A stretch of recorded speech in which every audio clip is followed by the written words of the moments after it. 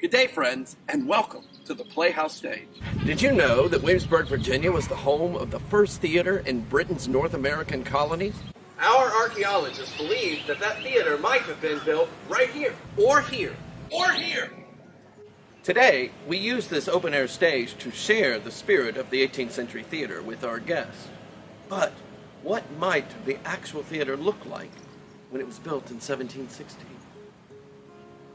While we don't have architectural plans or illustrations of the first theater, we do have more information about another playhouse built by actor David Douglas in Williamsburg in 1760. This digital recreation, made by multimedia designer Chad Keller in collaboration with archaeologist and digital historian Peter Inker, allows us to take a front row seat at the Douglas Theater. Illuminated by footlights and candles, the theater featured a proscenium arch, wings to house scenery, and a raked stage, meaning that the stage floor sloped upward away from the audience, allowing for a better view. Playgoers could sit on benches in the pit, in exclusive private boxes, or watch the action from above in the gallery. To prevent the audience members from clambering onto the stage and interrupting the performance, large metal spikes were installed along the edge of the orchestra pit. As you can see, with a few interesting exceptions, the 18th century theaters look very much like our 21st century theaters. And the similarities don't stop there. People of all ages, races, genders, and classes gathered at the theater, though in that time they were often kept separated by more societal and physical barriers. Today, it's our privilege to break down those barriers and uplift those historically marginalized voices through the art that we create. We're proud to carry on America's legacy of theater, and we hope to see you at the Playhouse Stage soon.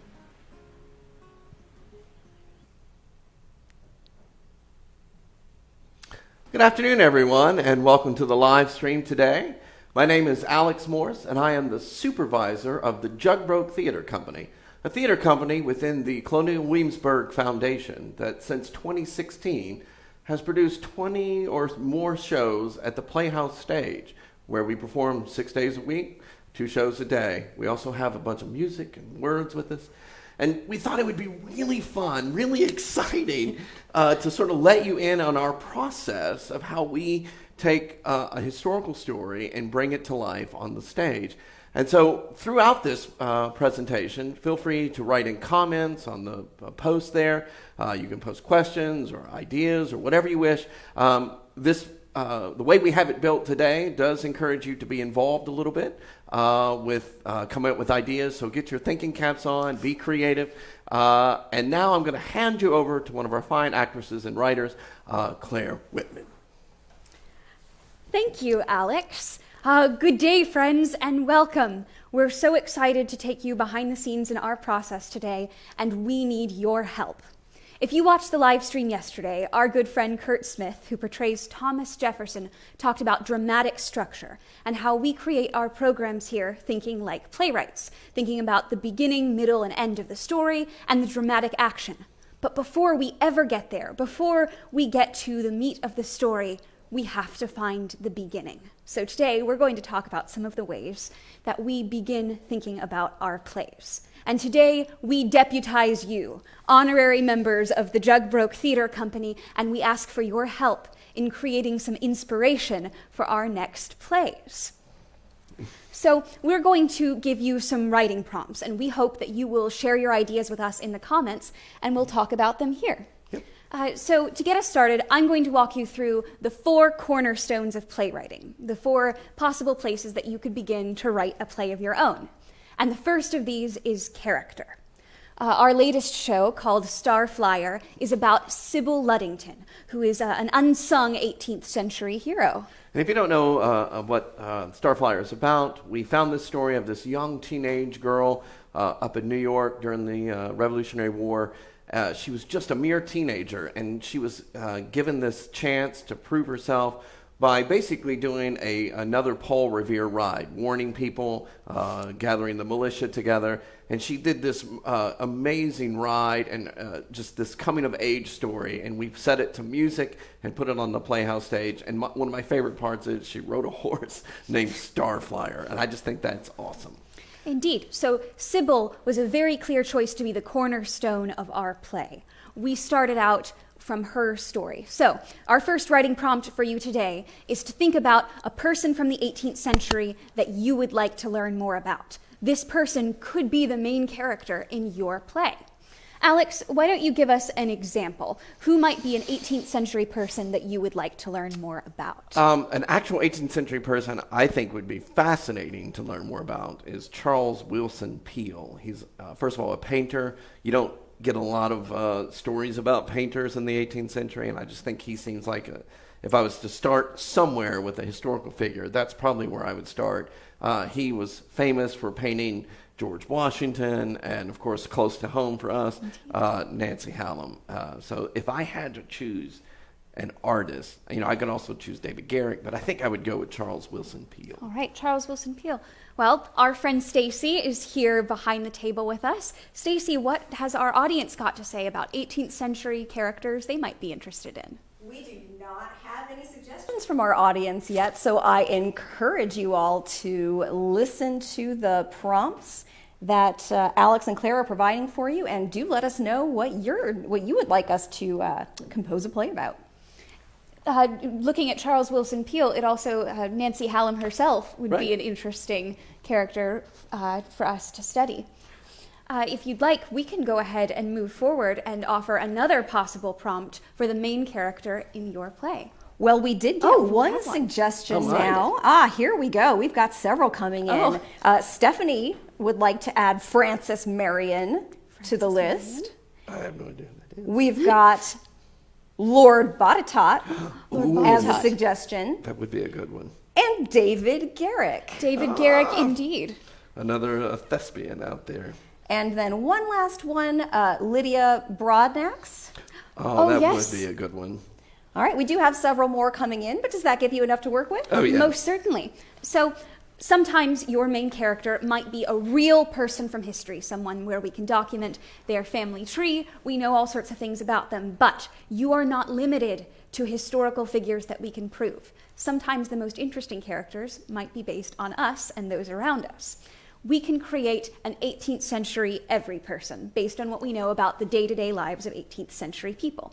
For example, in our play, A Wooing We Will Go, the main characters aren't real people that we can verify what they said and did, but they are created to teach us a little bit about the courtship process. And using that mechanic of just, if you will, a generic prototype or character type, it gives you a chance to include a lot more educational for them into that. For example, in A Wooing We Will Go, we basically cover the entire courtship process from wooing to what is sort of expected the lady to do at the end, because we can sort of manipulate those characters a little bit because of that. So please, with imagination, don't feel like you have to be caged in with, we don't know everything about this person, but you can glean things from historical documents, journals, and other things to sort of piece those pictures together. Indeed. So for our second writing prompt, we would like you to think about an 18th century profession that you might like to have. So in the same way that we have these silly suitors in A Wooing We Will Go, what might be an 18th century profession that would be a good main character for a play? Alex, what would you consider to be an 18th century profession you'd like to have? All right, this is going to seem a little weird, but I've always thought it'd be kind of fun to tell the story of a lamplighter. A lamplighter. Which is a profession I came across a while back, but I don't even know if we had one in Williamsburg, to be honest. I think we did. But it's just a man that walks the streets at night making sure all the candles are lit and all the lamps are lit on the streets. And I just think that would be, to me, that creates a sense of wonder and, nighttime and candlelight. There's just something about that I think would be really attractive to tell a story through. I agree. Stacy, do our audience members have anything that they'd like to contribute? Our audience members have some great ideas. Oh, we wonderful. have a suggestion from Sandra, the butler at the governor's palace. The butler. Scott suggests a fop that loses his position and has to become a storekeeper. What? These are such rich characterizations. Karen suggests seamstress. Judith suggests silversmith. Jesse likes the idea of a storekeeper or bar tavern keep. Ooh. I'm just going to run down these next few please because do. our audience is on Please. fire. We've got farrier, blacksmith, bootblack, midwife, dressmaker, Church of England parson, Yeah, wig we were talking about that maker. earlier. So our audience is full of ideas today. All right. Well, that's wonderful. You could create a play around any one of those professions, thinking about their day-to-day life. Who else do they encounter? And that is your first cornerstone of character. Now, our second cornerstone, I like to call it a container. A container can be a physical location. For example, in our play Washington's Birth Night, all of the action takes place at the Raleigh Tavern right down the street from us. And the Washington's Birth Night was fun to tell because we could actually use the Raleigh Tavern, which is reconstructed here. If you're not familiar with that story, Colonel Ennis on Washington's birthday in 1779 wanted to throw a party, but in celebration of George Washington, but it was frowned upon by the committees of safety and Congress to be frivolous, and he was basically told no. And in rebellion, he sort of took a cannon and a bunch of drunk friends and went down to the Raleigh Tavern and had a festive occasion down there. Firing off stuff and things of that nature. So we took that story with Colonel Ennis and his friends, and we made it a musical, and we put that up on the Playhouse stage, and that's been a huge success. We even did a celebratory performance, impromptu, if you will, on the anniversary of that show, or anniversary of the actual event in February of this year. So it was a lot of fun, just wheeling a cannon down the street and singing songs about having a party. So now we will turn to you, our audience, and ask you our next prompt. What is your favorite location in the historic area? Where might your play take place? Even if you haven't thought of a character yet, you might say, I'm really interested in writing about the Raleigh Tavern or about the blacksmith shop. Alex, what is one of your favorite locations in the historic area? I actually will be self-promoting here and say the Playhouse stage, just because of the history of that space. There's a lot of rich satire that could be done there, I think, just about the first theater that was built there and things of that nature. So I would probably choose that hollowed ground. Does our audience have any suggestions about locations in the historic area that might be a good place for a play? Yes, we have multiple suggestions. A lot of folks are suggesting the governor's palace as their location. And we also have multiple suggestions for Charlton's Coffee House. Really? As well That's as some interesting. lesser known places, including the Wythe House Garden, I do love that garden. the canal behind the palace, as well as the a good governor's idea. ice house. Ice house. But in the governor's palace. And a cemetery. Cemetery. That's How funny. funny you should say so. We do indeed have a play that takes place in a cemetery. And we did indeed work thinking, because you were telling me earlier, Alex, that you were thinking, I want to set a play in a cemetery. That's right. So in that way, you have used this cornerstone of location. Now, the other part of container, it doesn't necessarily have to be a physical place, but rather an event or an occasion, perhaps a dance lesson. Maybe some of you have attended one of Colonial Williamsburg's evening programs and taken a dance lesson from a dancing master. That is just as much a container as a location. It's a place where you can put your characters, where things will start to happen. So your next prompt is to think about a gathering, a place or an event that draws people together, something that perhaps has happened both in the 18th century and today. Alex, what do you think about a gathering place that transcends history? The first thing that comes to mind, and I think this might resonate with our viewers, is something like Christmas or a Christmas ball or a Christmas family gathering or something like a day of Thanksgiving, for example, or a birthday or a wedding. think would be good. Stacy, do we have anything from our audience about gatherings that they think might make a good container for their play? We still have some locations, but that have come with some specific suggestions, such as folks at the Milliner ladies gossiping about the times. Oh, that could be an event. And there you have both your character cornerstone and your location, the ladies at the milliner shop. Well done. We also have the suggestion of a ball, as well as the suggestion of a funeral, a court trial, and a hunting trip. A hunting trip? Oh, there is a great hunting what is that one about Governor... Oh, never mind. I'm just going off the rails. I like the hunting trip. So you see... The Golden Horseshoe. Oh, great. So you see, you're already starting to combine your cornerstones. You are thinking about the location of the millinery shop and thinking about the ladies that might work there or come to shop there. You can start in any one of these 4 quadrants, and once you have your first, it becomes very easy to build and add on to the next one. The next cornerstone that we'd like to talk about is perhaps a little bit more nebulous, and that is the cornerstone of idea. So, if you have a location for your characters, you know who they are, you know where they are, now you need to give them something to do. An idea is something that your characters want. It's something that they're searching for or something that drives them. So for an idea that's behind one of our more recent plays, we've been thinking a lot about fortune telling in the 18th century. And we have a new play that we hope will be upcoming soon called Misfortune. Misfortune began with our research. One of our writers, Luke Shares, came across this 18th century manual called Futures Told by Palms and Moles. And I, being astute, thought it was the animals, moles, not like the moles on your face. And that sort of became a joke. And so Luke Shares wrote an entire script, historical, about this battle between reason and superstition, using some characters that we hope will be continually showing up in our universe of Arthur and Abigail, based off of 18th century style of format. Indeed.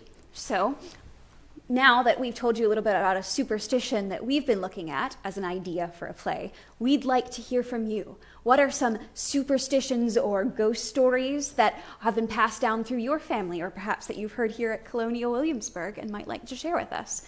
Alex, do you have any personal superstitions or ghost stories? I do have some personal ghost stories, but one of my favorite ghost stories of the time actually comes from the 18th century. It was written in a book in 1781, tells the story about a family member named Aunt Bathsheba, who just in her life was horrible human being. She just wasn't nice to her family, and then she passed away. And she comes back and haunts the family for a stint as a black wild turkey on the farm. And just the whole premise is just funny and weird to me that someone thought that would be a good story. And the fact that Aunt Bathsheba passed away arguing over how old she was also adds a bit of humor to it. But anyway, so that's my favorite. That's your favorite. What about from our audiences? Do you have any superstitions or ghost stories that we might be able to use as the plot of a play? Yes, we have a suggestion from Stephanie about the ghost at King's Arms Tavern. Ooh. And Carrie suggests something about all the things you should or should not do on a full moon. Oh, that's like that marvelous. And Robert raises the superstition about knocking on wood. I do want to also mention that our audience have some just generally great ideas in here, so we'll definitely take a look at all of these ideas, we would not love just that. the superstitions and ghost stories. Most certainly. Perhaps. I'm writing down the full moon one. Oh, splendid. So another possible idea that could drive your characters, something they could be searching for, might be an innovation, a discovery that was made in the 18th century. We have a fair few plays that are about scientific accomplishments and progression of ideas in the 18th century. So your next writing prompt is thus: tell us about an 18th century invention or discovery that you think is inspiring. Alex, do you have any innovations of the 18th century? Since I am a sci-fi buff at heart, I will tell you some of those shows that Claire mentioned. I think automatons of the 18th century or robots are fascinating. look at how man is trying to grasp creation a little bit, and I just think the leaps forward are awesome. I also think the distilling process is a great invention. 1680s, distilling takes up an entire building, but by the 1760s, your distilling process is basically on a tabletop. So you have two inventions there that I would just really love to delve into, and that's what we have two shows sort of in draft form that we would like to release in the near future about automatons. One that we would really love to get off the ground, and the other one is a love story, with that being in the background. Well, does our audience have any advice to us about 18th century innovations or discoveries that we might be able to give our characters to drive them? Yes, Violet suggests the lightning rod. Oh, yes, nice. That's a great suggestion. And Patricia suggests the solar microscope. Solar microscope. I think she went and saw a WITH program. And Julie mentions some of the planets and models of the planets. Love a good space play. I do love a good space show. Stephanie raises the glass harmonica Oh my gosh. as an invention. We could get a glass harmonica. And, Dan would never let us. And Robert suggests the idea of the proving of Newton's theory of universal gravitation. So we've got some ideas. And so we see once again with Newton how we have managed to cross over two of our quadrants. We have the idea of gravity, we have the character of Newton. So all we need to decide is where he is, and we've got 3 of the 4. But now it's time for our 4th and final quadrant, which is dialogue, the driving force of every play. So I often find that I become inspired when I listen to music or read primary source documents from the 18th century. So much of our program is built on words that we know that the people of the 18th century lived and breathed. For example, one of our more recent endeavors is the Memoirs of Mrs. Anne Bailey. We have taken virtually verbatim, really just cut for time, but using all her original words, the memoir of an 18th century woman who was, shall we call her an adventuress? That is an apt way to express it. So she was something of an adventuress, and she chronicled the story of her life, which we have taken right off the page and created a little web series with it. So now we'd like to invite you to think about the primary sources you might know, the songs of the 18th century, and share with us a line, a lyric from a song that you think might be able to inspire a play.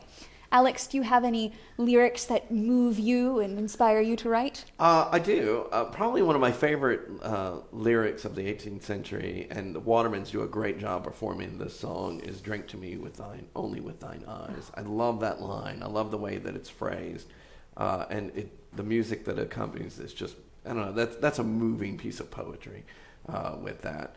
But that's just one I can think of. There have been many occasions where I have used 18th century poets as springboards or journals to do that. We were talking about Reverend Boucher earlier. Indeed. About how he just, writes these great things about Nancy Hallam and publishes them. But there's so much literature out there. The 18th century is just, it's in that transition from religious to romantic poetry and literature, and so that's a great place to begin for any writer trying to do historical theater. Indeed. So what are some of your favorite song lyrics that might inspire you to write a character? Well, Stephanie suggests a song, Yankee Doodle. Oh, indeed, Yankee Doodle.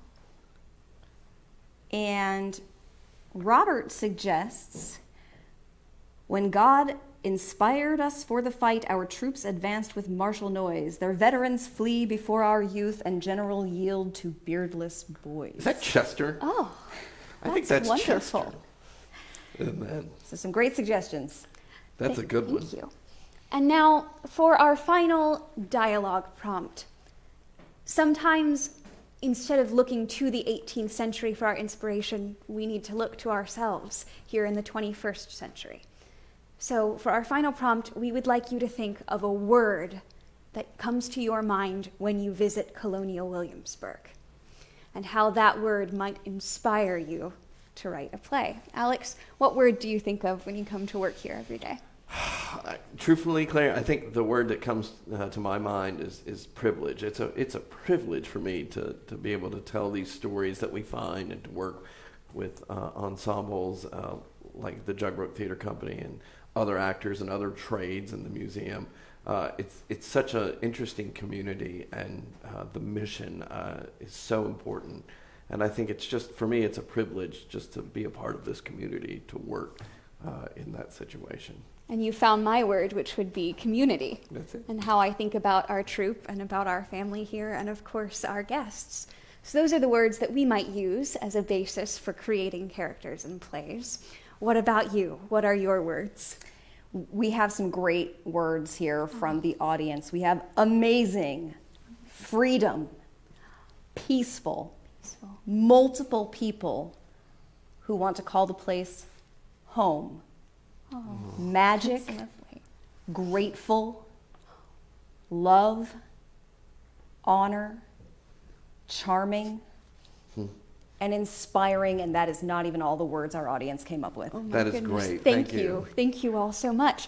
So there you have it. You have all 4 quadrants filled in, and you can start in any one of these and build the other ones up from there. So now that we have culled all of your ideas and brought them together, Alex, what are some of your favorites that we might be able to use as a basis for our next play? There's some great ones, and again, thank you all for your comments in this. I love the idea of Lydia Broadnax as a story. In that the butler at the governor's I think that would be a really cool perspective as well. Indeed. Of course, my tend to the Gothic. The cemetery sounds like a fun place, or the canal. Oh yes. Which kind of taps into something we were talking about. A lightning rod, that might be kind of a fun thing to begin with, an invention to begin with. And of course, I love that phrase, multiple people who want to call it home. That's lovely. I mean, say that out loud, and that you can feel the movement and power in the words when you say that out loud. That's good script writing right there. So just keep that up. Indeed. Thank you all so much for sharing your ideas with us today. Now we turn the floor over to you, and we are so happy to answer your questions about our work. Yes, our first question is, you mentioned a lot of different ideas from the 18th century and otherwise, and how you might turn those into a play. How historically accurate are the shows that you perform at the Playhouse stage today? That's a great question, and truthfully, we get that question a lot because of our approach to storytelling. Does seem a little, forgive the term, fluffy or light, but we try to make we try to put fun in a lot of things that we do, but that doesn't mean that we don't do our research. All our stories come from historical bases. The one thing that is different about the Jug Broke Theatre Company, that's sort of different from other aspects of the museum, is that when we were founded, we were given a little bit creative reign of how we approach history. And I've said this before, but it's just so succinct and right. We take a look at how the world would ripple into Williamsburg rather than what happened at Williamsburg and how it rippled out. So we're looking at the world in the 18th century is a very small place. It's this element of stories that are happening in London that we would have been reading about in newspapers, and how it affected a small town during its development and during the time of revolution. I thought would be a much more interesting angle when putting that together. So that being said, the stories that we look at, we start with original documents and original manuscripts. We look at resources about those subjects and things. So everything that we do, the music is 100% accurate in that, and historically documented that the Watermans do. So all that we do, we start with that approach to, we don't want to put anything out there that's just not true. So we start with that. And everything, though it may have lightness to it, does have a lot of historical reference and significance. But that's a great question. Scott would like to know, do you all have any favorite performance pieces that you perform?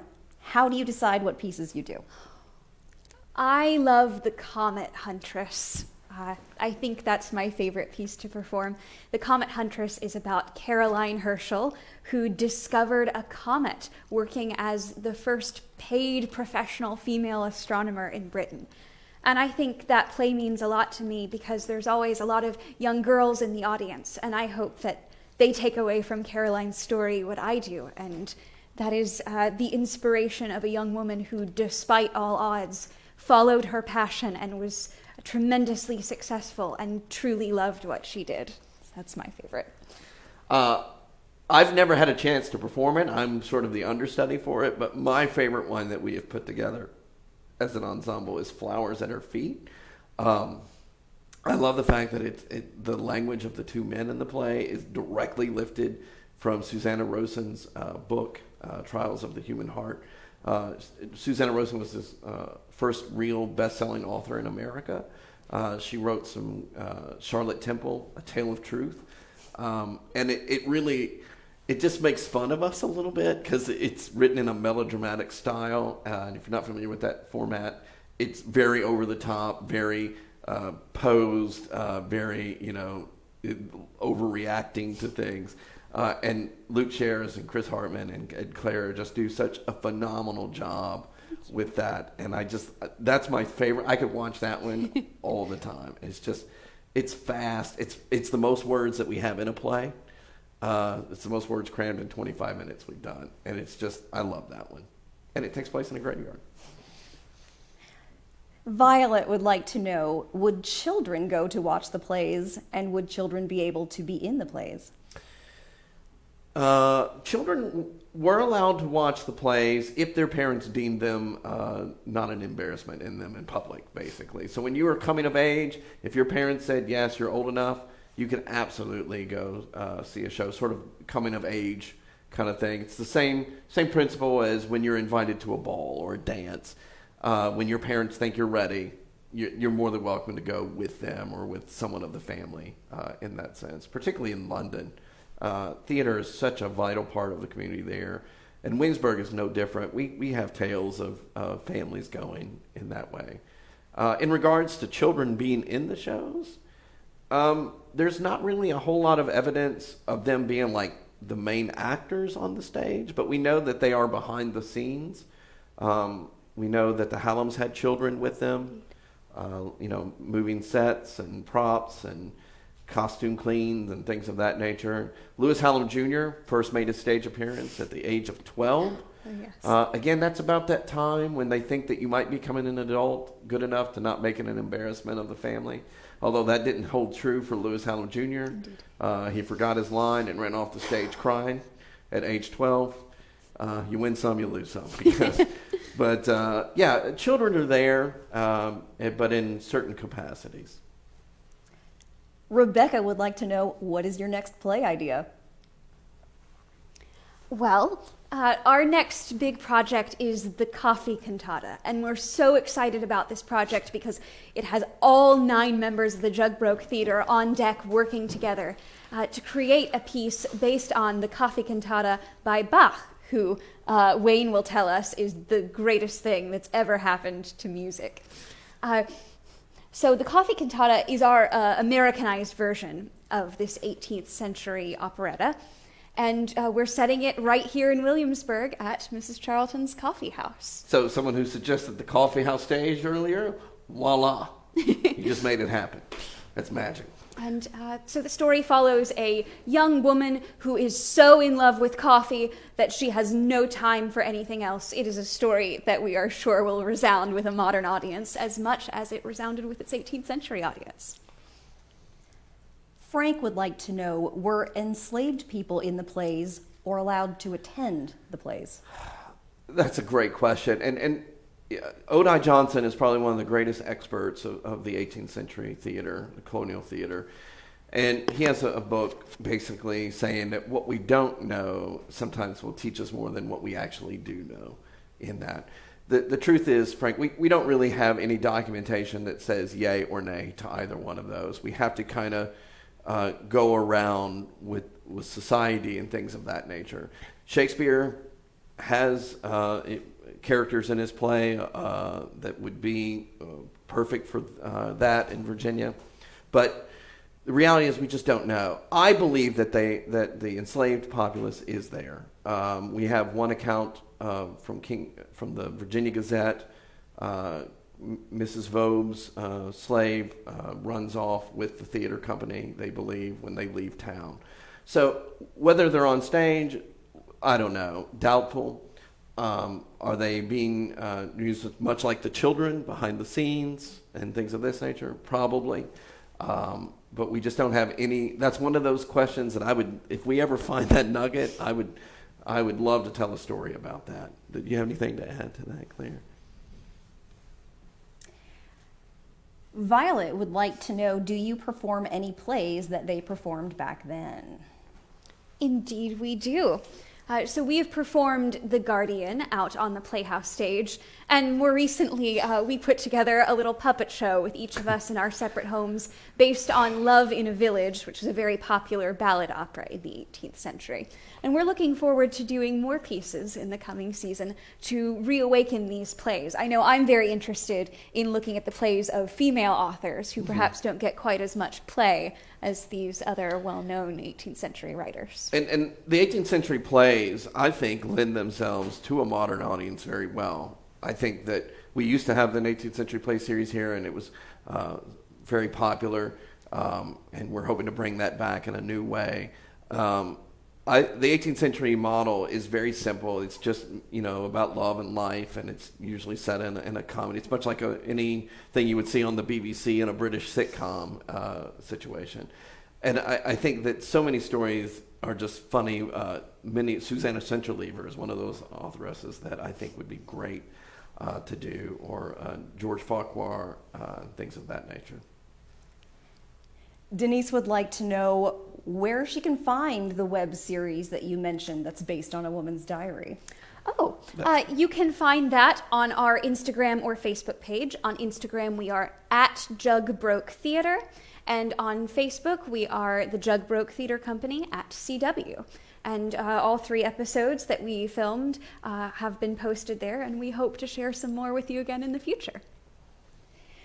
That leads well into our next question from Julie. Where did the name Jug Broke come from? Julie, great question.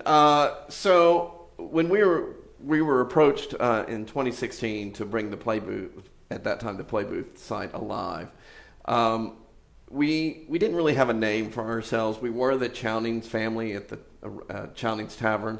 And I will still call it Chownings. Sorry, I'm not going to change teams on that now.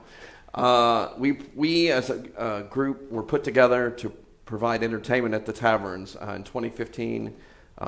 And when they came to us to sort of bring our antics to a more to the museum side, we were happy to do that. But we felt like we needed a brand or a name. And you can find a lot of our old Instagrams going way back even when we were at the tavern. And I came across a phrase in a play that just sounded fun to me. Jug Broke was in a play, and for a while we thought there was a lexicon theory that it believed that you drink too much.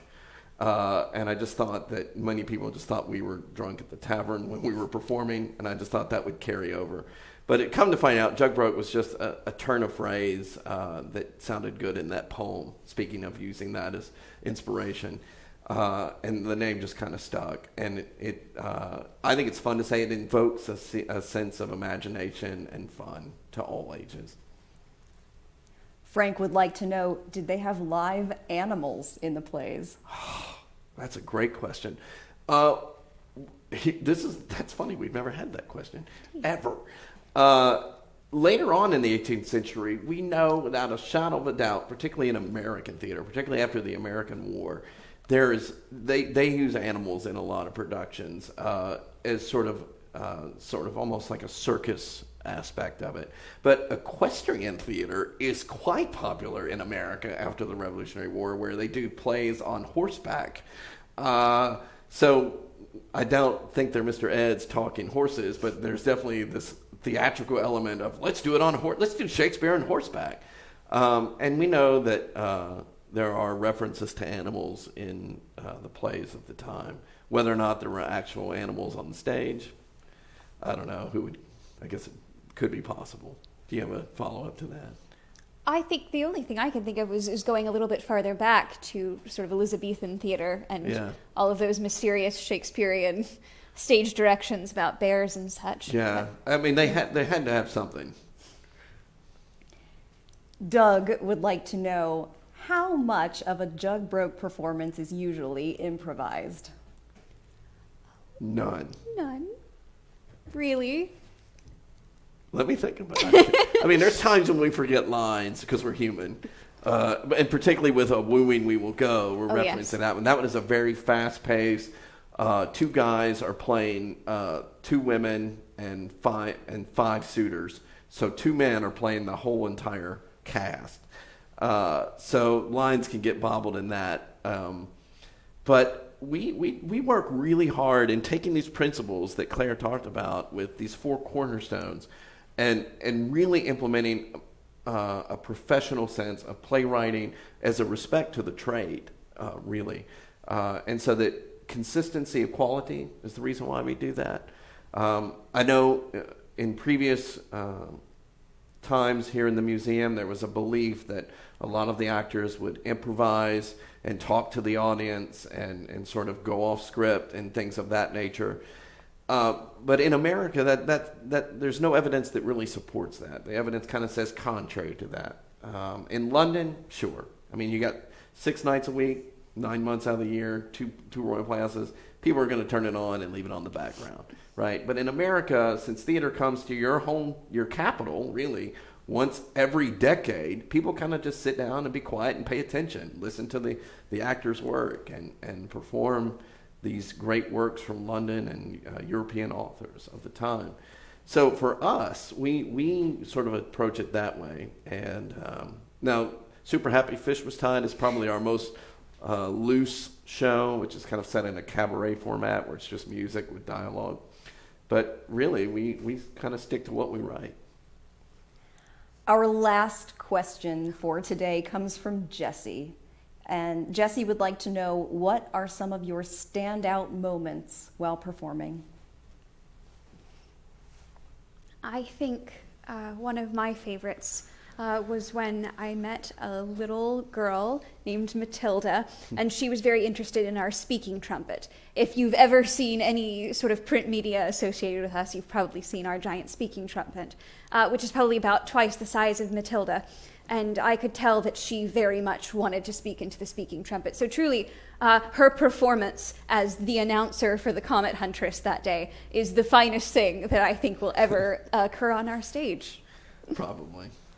For me, I mean, there are, particularly being in the museum and at the city of Williamsburg, there have been countless times where those words, using this process of making this history fun and approachable to all ages, you just see a lot of children just eyes light up when our comet from Comet Huntress flies in, or the Beast of Fish was Tied and their silly songs, and they can join in with that. There's just been too many for me to pick out one, but that's a great question. But we just feel that these words and this music of what we are doing here for the museum really can make a difference. Well, thank you all so much for joining us today. We're so grateful to you for sharing your ideas and your questions. As ever, this program and all the work we do here at Colonial Williamsburg is funded by our audiences and our wonderful donors, and we hope that you will consider donating today. Thank you so much for joining us.